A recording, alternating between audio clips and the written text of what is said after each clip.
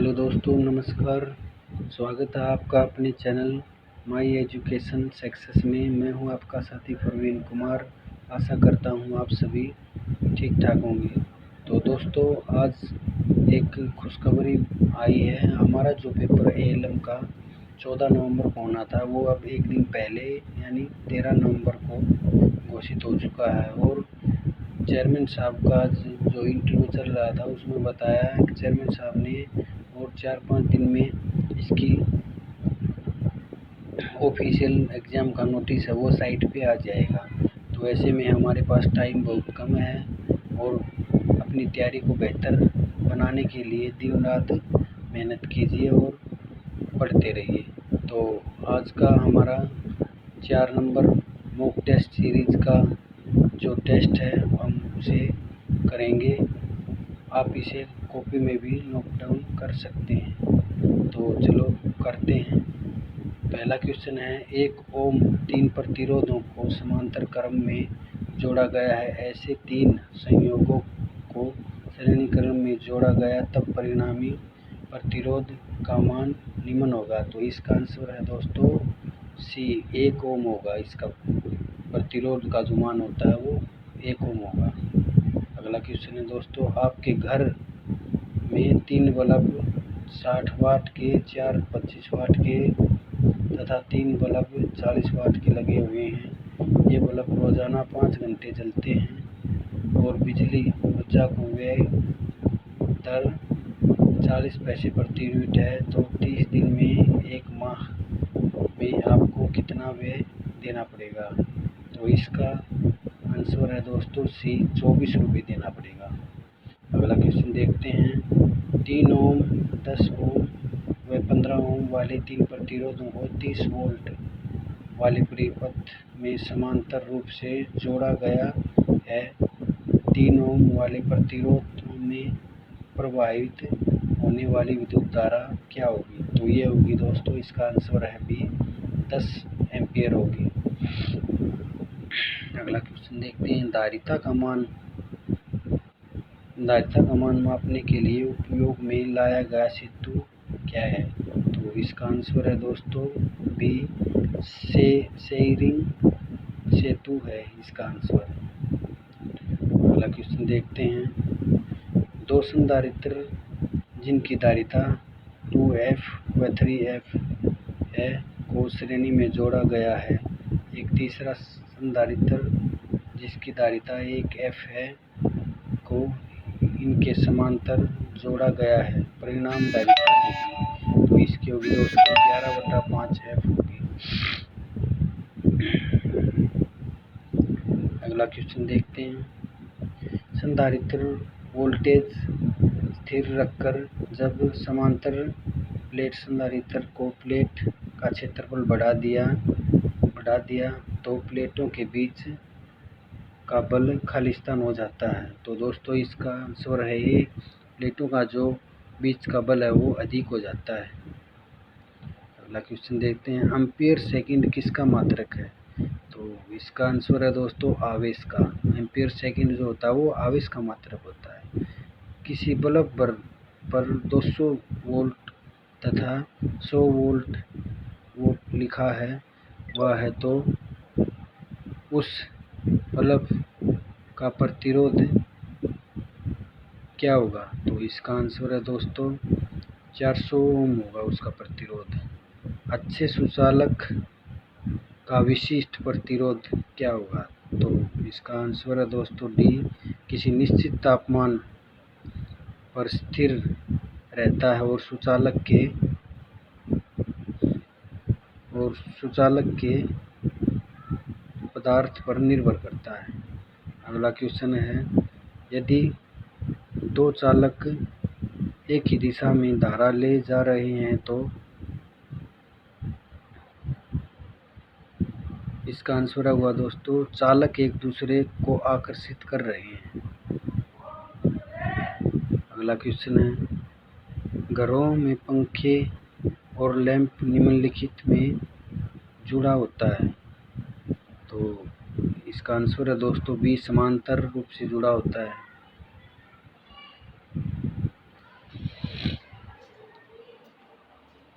Question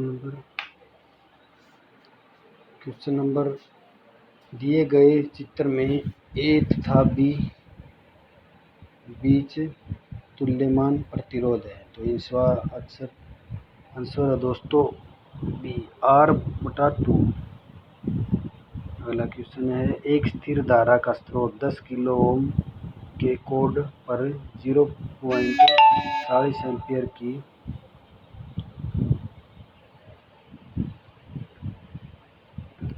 ampere की धारा supply करता है। यदि लोड को बदलकर 100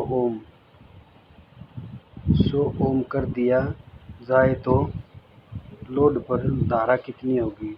तो इसका आंसर है दोस्तों ये 40 एम्पीयर होगी। यदि 5-5 ओम के दो प्रतिरोधों को समांतर क्रम में जोड़ा जाए तो समतुल्य प्रतिरोध क्या हुआ? तो दोस्तों इसका आंसर है 2.5 ओम होगा। 99 क्वेश्चन नंबर, दिए गए चित्र में 2 ओम प्रतिरोध से कोई धारा प्रवाहित नहीं होती है तो समतुल्य प्रतिरोध होगा। तो इसका आंसर है दोस्तों डी 10 ओम होगा। अगला क्वेश्चन देखते हैं, नीचे दिए गए चित्र में संधारित्रों की समतुल्य धारिता क्या होगी? तो इसकी होगी दोस्तों, इसका आंसर है बी 4UF/3 होगी। अच्छा, अगला क्वेश्चन देखते हैं दोस्तों, कूलाम के नियम में दो बिंदु आवेशों के बीच बल अनुपाती है। तो इसका आंसर है दोस्तों बी आवेशों के गुणनफल का। अगला क्वेश्चन देखते हैं दोस्तों, किसी धातु के तार में विद्युत प्रवाह होता है। तो इसका आंसर है दोस्तों ए इलेक्ट्रॉनों के कारण होता है दोस्तों।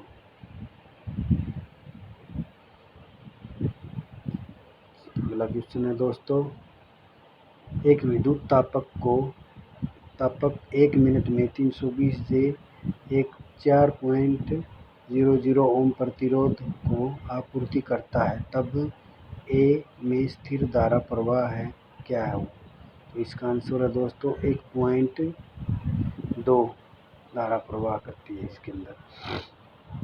नीचे दिए गए परिपथ में धारा का मान क्या होगा?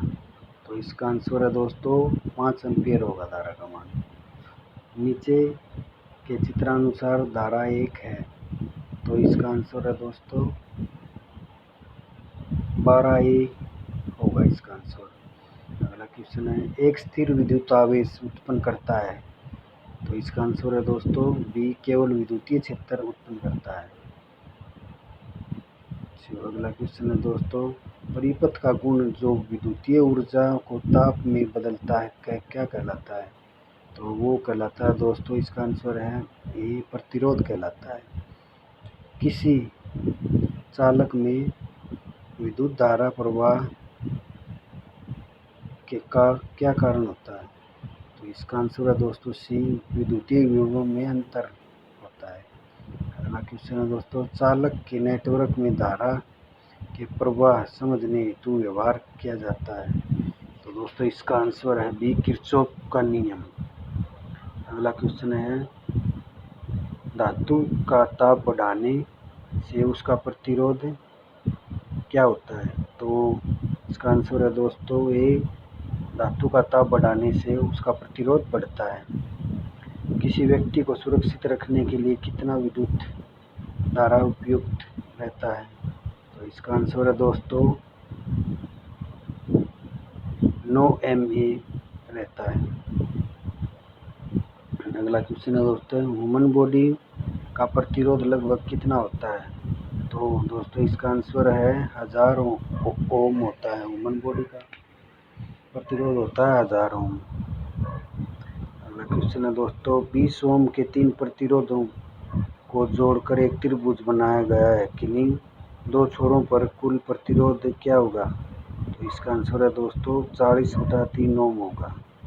यदि 10 ओम के 4 प्रतिरोधों को एक वर्ग बनाया जाता है तो वर्ग के किन्हीं एक भुजा के दो छोरों पर कुल प्रतिरोध क्या होगा? तो इसका आंसर है दोस्तों 15/2 ओम होगा। अगला क्वेश्चन है, निम्न में से कौन सा गलत है?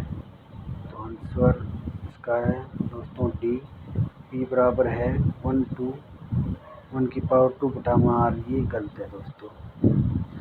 और तीनों ये सही हैं, ए, सी और पी, ए, बी। अच्छा, अगला क्वेश्चन देखते हैं।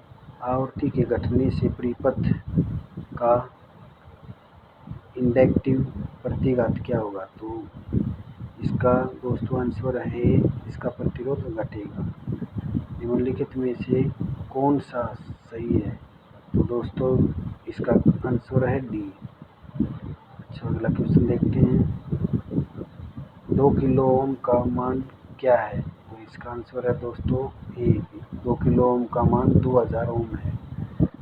अगला क्वेश्चन देखते हैं दोस्तों। कांच की छड़ को जब एक सिल्क के कपड़े से रगड़ा जाता है तब किस किस्म की विद्युत पैदा होती है?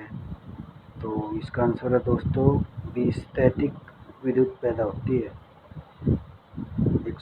इसका अगला क्वेश्चन है दोस्तों। किसी वोल्टेज स्रोत से कई लैंप समांतर लगे हुए हैं, एक लैंप यदि जल जाए तब अन्य सभी लैंप क्या होंगे?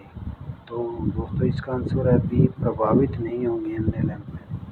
अच्छा, अगला क्वेश्चन है। 0.6.0 वोल्ट पर 1.2 A की धारा लेने वाले बिजली के बल्ब का प्रतिरोध क्या होगा? तो इसका आंसर है दोस्तों 5 ओम होगा।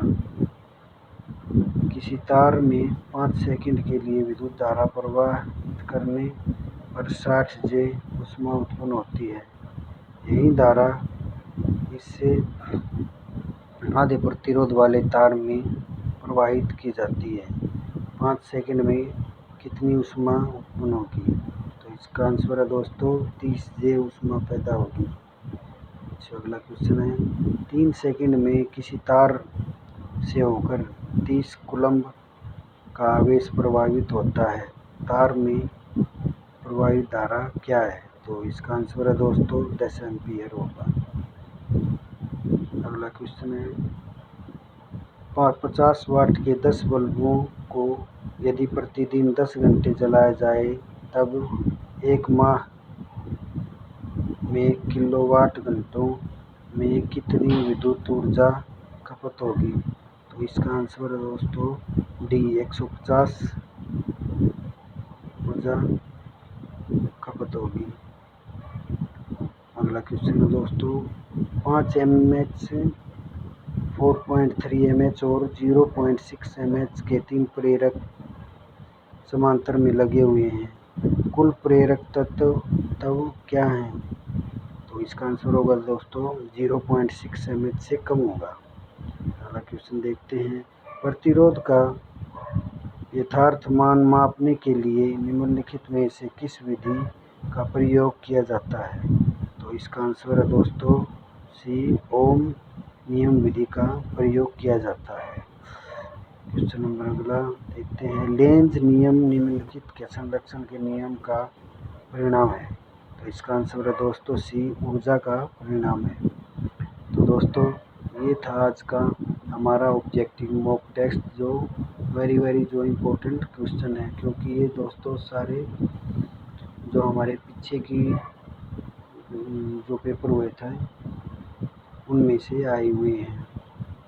तो इनको आप स्टडी कर लीजिए। और हमारे पास टाइम बहुत कम बचा हुआ है पेपर का। तो धन्यवाद, आपका दिन शुभ रहे। हर तरह की जॉब अपडेट पाने के लिए हमारे चैनल को लाइक करें, सब्सक्राइब करें और शेयर करें। आपका दिन शुभ रहे। धन्यवाद।